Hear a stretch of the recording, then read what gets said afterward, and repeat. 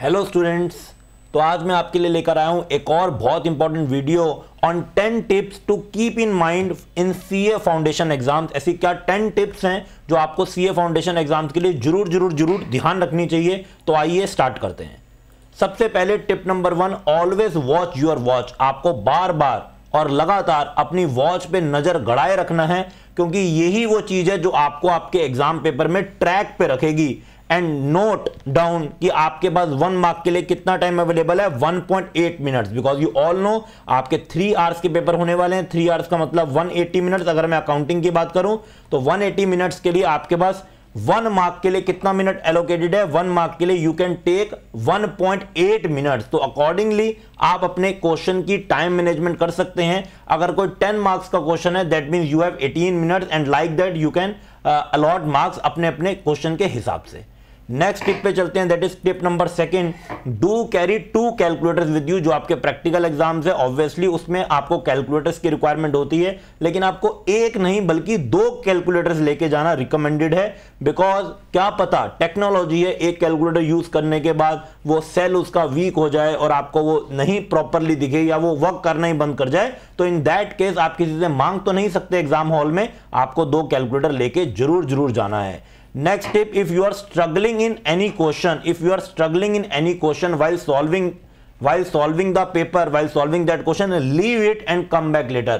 आपको एक ही क्वेश्चन पर नहीं बैठे रहना। अगर कोई पर्टिकुलर क्वेश्चन है जो आपने मे बी कई बार किया हो सकता है, लेकिन अब एग्जाम हॉल में आप वो क्वेश्चन प्रॉपर्ली सॉल्व नहीं कर पा रहे और just due to ego pressure आप बार बार उसको सॉल्व करने उस पर बहुत टाइम दे रहे हैं, तो वो आपके पूरे पेपर को खराब कर सकता है। ऐसा बिल्कुल भी आप नहीं करेंगे। जितना टाइम एलोकेटेड है, अगर वहां तक हो गया, 1-2 मिनट आप और भी ले सकते हैं अगर आपको लगता है कि वो सॉल्व हो सकता है। लेकिन स्टिल अगर वो सॉल्व नहीं हो रहा है, लीव दैट क्वेश्चन, और जब आपके पास एंड में अगर कुछ टाइम बचेगा आप तब आके उस क्वेश्चन को सॉल्व कर सकते हैं। नेक्स्ट टिप की बात करें हम लोग, टिप नंबर 4, आपको जो क्वेश्चन स्टार्ट करने हैं वो इजी टू टफ लेवल करने हैं, जिससे आपका क्वेश्चन पेपर स्टार्ट करते ही कॉन्फिडेंस बहुत बूस्ट हो जाए। एंड आई एज्यूम कि क्वेश्चन में पेपर में ऐसे भर के क्वेश्चन होंगे जो इजी लेवल के भी होंगे, तो आप सबसे पहले उनको सॉल्व करेंगे and then you will start climbing the ladder from easy to tough level, as it will boost your confidence. Next tip number 5, make proper working notes and code logical assumption. Accounting के paper में you all know आपको बहुत सारे working notes बनाने पड़ते हैं, और कुछ जगह अगर क्वेश्चन की लैंग्वेज कहीं ना कहीं कंफ्यूजिंग है तो आपको अपनी खुद की एजम्पशन लिखनी पड़ती है जहां पर भी नेसेसरी है, एंड वो बिल्कुल लॉजिकल होनी चाहिए। तो ये बातें आपको ध्यान में रखनी है कि working note and assumption also become part of your answer, also create your marks. आपको उसके बेस पे भी यहां पर मार्क्स दिए जाते हैं।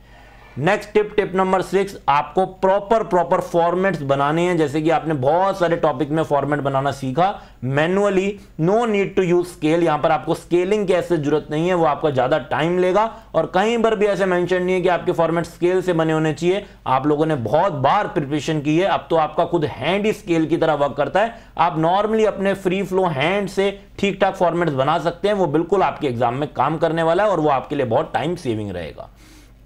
नेक्स्ट टिप की बात करें, टिप नंबर 7, आपको हमेशा न्यू क्वेश्चन न्यू पेज में ही स्टार्ट करना है। मैंने बहुत बार देखा है, कई बार बच्चे एक पेपर में जो छोटी मोटी एंड में जगह बचती है वहां पर नया क्वेश्चन स्टार्ट कर देते हैं, and it will lead to that particular question unchecked. वो क्वेश्चन पर्टिकुलरली चेक ही नहीं होता और फिर आपको उसमें मार्क्स नहीं मिलते। सो इट्स बेटर कि अगर छोटी मोटी जगह बची भी है उसको आप इग्नोर करेंगे और फ्रेश पेज से आप न्यू क्वेश्चन को स्टार्ट करेंगे। And next tip, that is tip number 8, read requirements of the question very carefully, very important point, and don't write beyond requirement. अगर क्वेश्चन की रिक्वायरमेंट है कि सिर्फ आपको मशीनरी अकाउंट बनाना है तो सिर्फ मशीनरी अकाउंट बनाएंगे।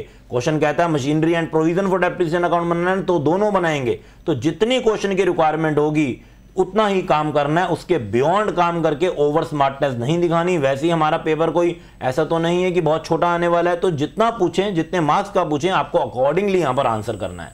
Tip number 9, do write all parts of question at one place. आपको एक क्वेश्चन के सारे पार्ट्स उसी जगह पर करने हैं। आपको चेकर को कंफ्यूज नहीं करना कि ये ले भाई क्वेश्चन 5th का ए पार्ट, फिर ये ले भाई क्वेश्चन नंबर 4th का बी पार्ट, मैं तेरे को घुमाऊंगा।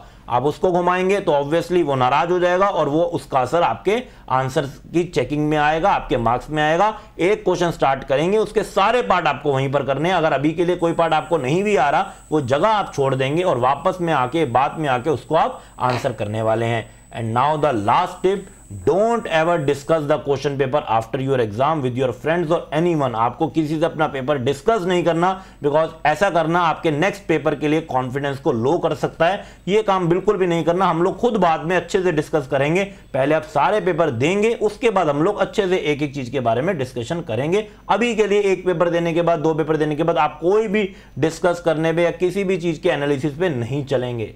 आई होप ये सारी टिप आपको बहुत अच्छी लगी होगी, और ना सिर्फ अच्छी लगी होगी, आप अपने एग्जाम में इसको अप्लाई भी करेंगे। All the best to all of you for your exams. मिलेंगे फिर किसी और वीडियो में। Till then goodbye, take care, stay safe and stay blessed everyone.